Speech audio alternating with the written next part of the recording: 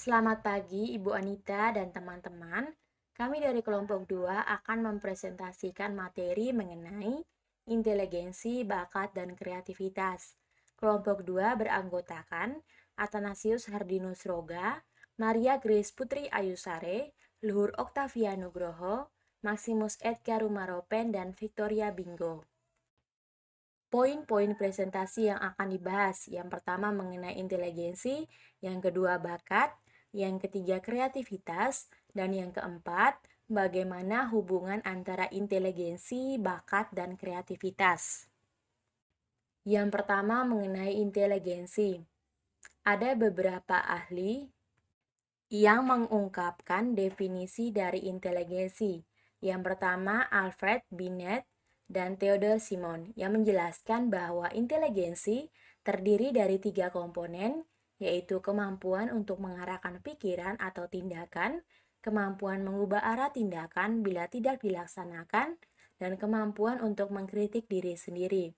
Yang kedua, menurut Lewis Madison Terman, yang mendefinisikan inteligensi sebagai kemampuan seseorang untuk berpikir secara abstrak.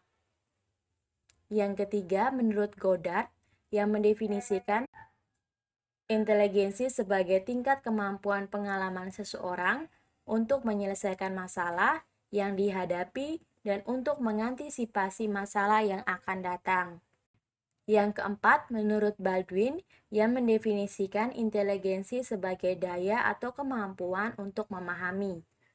Berdasarkan definisi-definisi inteligensi para ahli di atas, dapat disimpulkan bahwa inteligensi adalah kesanggupan untuk menyesuaikan diri kepada hal baru dengan menggunakan alat berpikir yang sesuai dengan tujuan. Selanjutnya yaitu faktor-faktor yang mempengaruhi inteligensi. Ada 2 faktor yang mempengaruhi inteligensi. Yang pertama, faktor bawaan atau keturunan. Berdasarkan beberapa hasil penelitian membuktikan bahwa inteligensi berasal dari faktor bawaan atau herediter. Inteligensi adalah kemampuan yang dibawa sejak lahir yang memungkinkan seseorang berbuat sesuatu dengan cara tertentu. Faktor yang kedua yaitu faktor lingkungan. Lingkungan dapat memberikan perubahan-perubahan yang berarti pada kapasitas inteligensi seseorang. Inteligensi tidak dapat terlepas dari otak. Perkembangan otak sangat dipengaruhi oleh gizi yang dikonsumsi dan rangsangan-rangsangan yang bersifat kognitif emosional dari lingkungan dalam bentuk proses belajar. Proses belajar menyebabkan perbedaan perilaku, adanya reaksi individu terhadap stimulus yang dihadapinya, sikap, perilaku, reaksi emosional, dan sebagainya merupakan atribut yang dipelajari dari lingkungan. Selanjutnya yaitu teori-teori inteligensi. Yang pertama, Alfred Binet. Menurut Binet, inteligensi bersifat monogenetik yang berarti berkembang hanya dari faktor umum atau kriteria tertentu. Yang kedua, Edward Lee Thorndike. Menurut Edward, inteligensi terdiri atas berbagai kemampuan spesifik yang ditunjukkan dalam berbagai perilaku inteligen. Yang ketiga, Charles S. Spearman yang memberi pandangan bahwa inteligensi mengandung 2 komponen kualitatif, yaitu edukasi relasi dan edukasi korelasi. Dan yang keempat, Louis Leon Thurston dan Thelma Twin Thurston yang meyakini bahwa tidak ada faktor umum dalam inteligensi. Louis percaya bahwa inteligensi terdiri atas kemampuan mental primer. Salindia selanjutnya akan dijelaskan oleh teman saya yaitu Mas Luhur. Baik, terima kasih untuk Saudari Grace. Untuk selanjutnya dari Sheryl Bird. Bird meyakini bahwa inteligensi merupakan kumpulan kemampuan yang terorganisasikan secara hierarkis. Selanjutnya, Philip Edward Vernon. Vernon mengemukakan model hierarkis dalam menjelaskan teori mengenai inteligensi. Joy Paul Guilford. Guilford mengemukakan teori yang disebut Structure of Intellect. Model teori ini diilustrasikan dengan gambar kotak 3 dimensi, di mana masing-masing dimensi mewakili satu klasifikasi faktor intelektual yang bersesuaian satu sama lain. Selanjutnya ada C. Halstead. Teori ini merupakan teori inteligensi dengan pendekatan neurobiologis. Halstead berpendapat bahwa ada sejumlah fungsi otak yang berkaitan dengan inteligensi. Selanjutnya ada Donald Alding Hebb. Hebb membedakan inteligensi menjadi dua macam, yaitu inteligensi A dan inteligensi B. Selanjutnya ada Raymond Bernard Kettle. Kettle mengklasifikasikan inteligensi menjadi dua macam, yaitu fluid intelligence dan crystallized intelligence. Selanjutnya ada Jean Piaget. Teori inteligensi Piaget menekankan pada aspek perkembangan kognitif. Pada dasarnya, Piaget lebih melihat inteligensi pada aspek isi, struktur, dan fungsinya. Lalu ada Howard Gardner. Gardner merumuskan konsep teori inteligensi majemuk atau multiply intelligence yang merupakan sanggahan terhadap konsep tunggal inteligensi. Selanjutnya ada Robert J. Sternberg. Sternberg mengembangkan teori inteligensi triarchic. Selanjutnya ada pendekatan teoritis mengenai inteligensi. Pendekatan teoritis mengenai inteligensi ada 4, yaitu pendekatan teori belajar, pendekatan neurobis, pendekatan psikometri, dan pendekatan teori perkembangan. Untuk pendekatan teori belajar, pendekatan ini berfokus pada perilaku yang tampak, yaitu respons seseorang terhadap situasi tertentu dan cara menyesuaikannya terhadap situasi tersebut. Lalu kedua ada pendekatan neurobis. Pendekatan neurobiologis beranggapan bahwa inteligensi memiliki dasar anatomis dan biologis, sehingga perilaku intelijen dapat ditelusuri dasar-dasar neuroanatomis dan neurofisiologisnya. Yang ketiga ada pendekatan psikometri. Pendekatan ini berasumsi bahwa inteligensi adalah sesuatu konstruk atau traits yang kadarnya bisa berbeda-beda setiap individu. Dan pendekatan ini bersifat kuantitatif. Yang keempat, ada pendekatan teori perkembangan.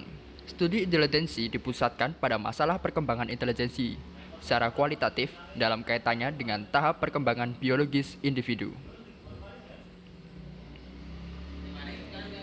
Untuk selanjutnya ada peran inteligensi dalam kehidupan manusia.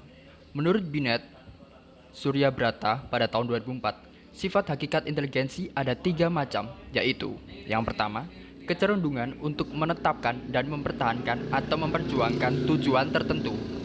Yang kedua, kemampuan untuk mengadakan penyesuaian dengan maksud mencapai tujuan. Yang ketiga, kemampuan untuk otokritik, yaitu kemampuan untuk mengkritik diri sendiri, kemampuan untuk belajar dari kesalahan yang telah dibuatnya. Selanjutnya akan dijelaskan oleh Saudari Vika. Baik, saya akan melanjutkan pada bagian bakat, yaitu definisinya.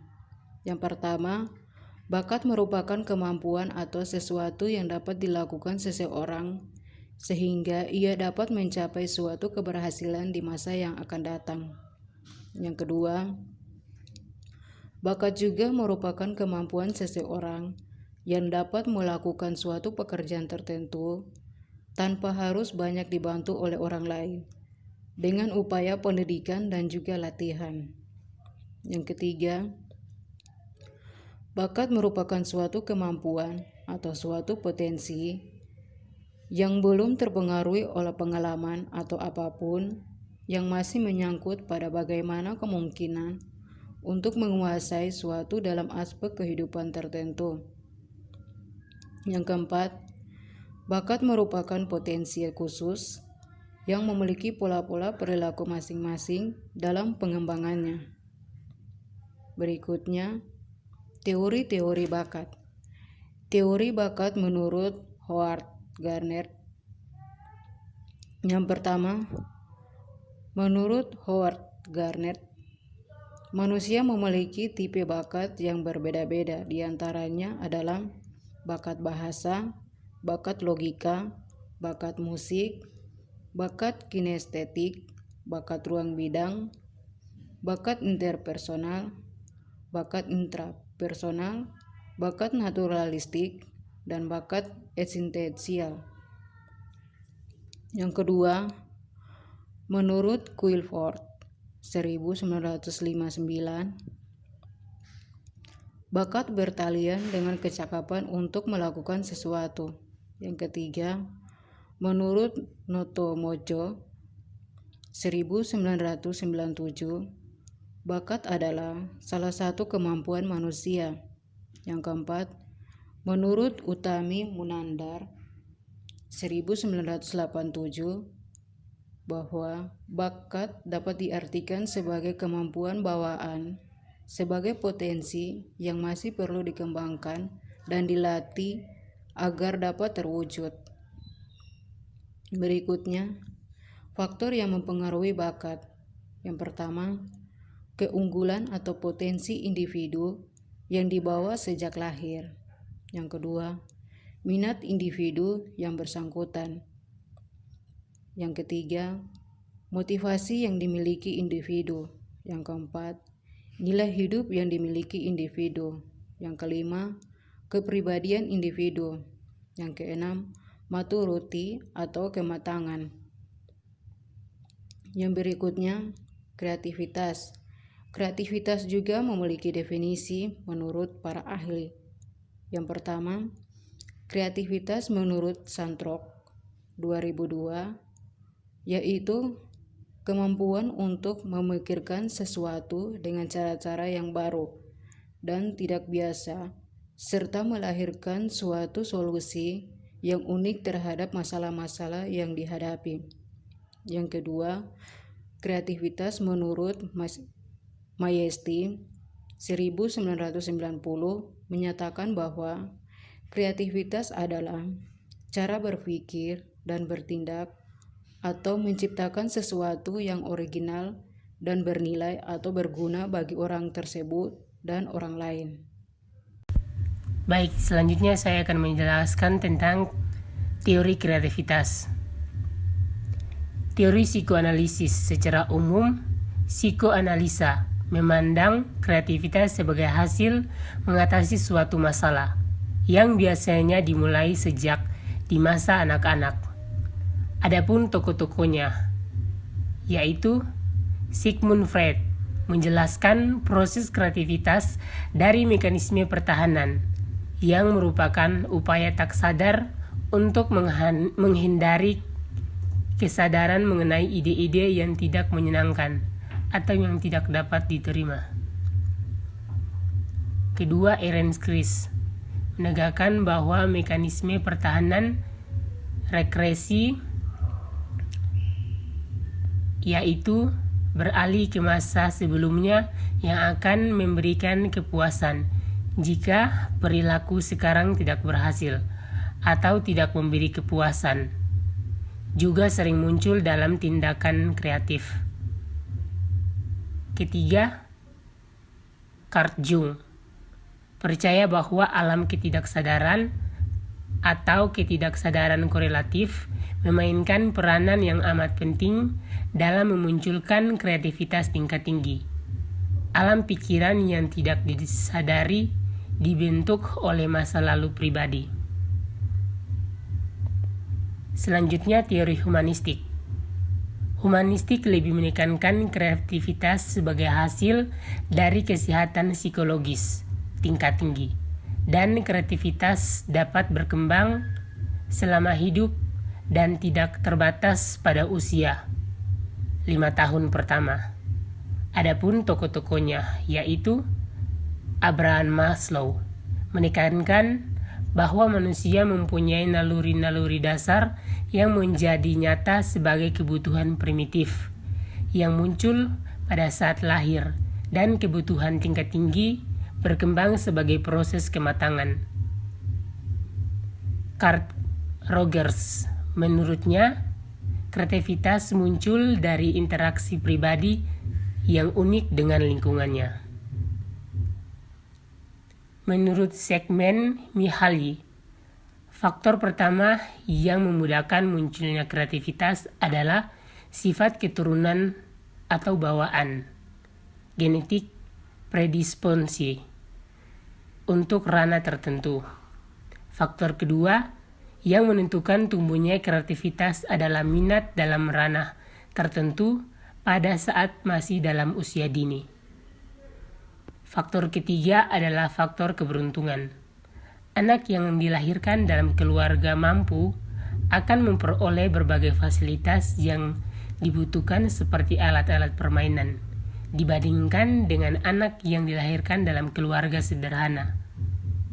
Faktor keempat adalah kemampuan berkomunikasi dan berinteraksi dengan sejawat. Berikutnya teori kognitif. Tokoh utama teori kognitif diantaranya adalah Piaget, Vygotsky, dan Burney. Menurut Piaget, anak menjalani perkembangan kondisi sampai akhirnya proses berpikir anak menyamai proses berpikir orang dewasa.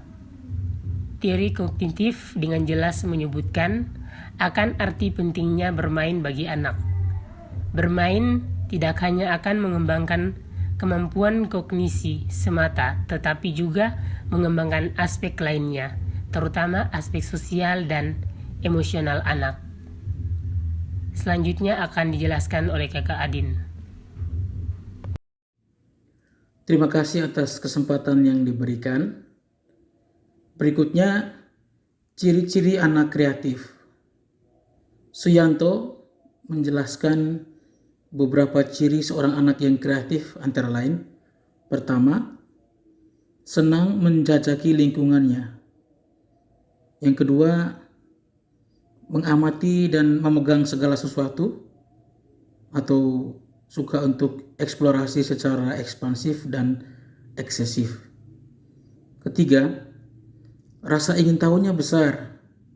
Karena itu mereka suka mengajukan pertanyaan-pertanyaan, dan pertanyaan itu diajukan tak henti-hentinya, selalu bertanya. Keempat, bersifat spontanitas dalam menyatakan pikiran atau perasaannya.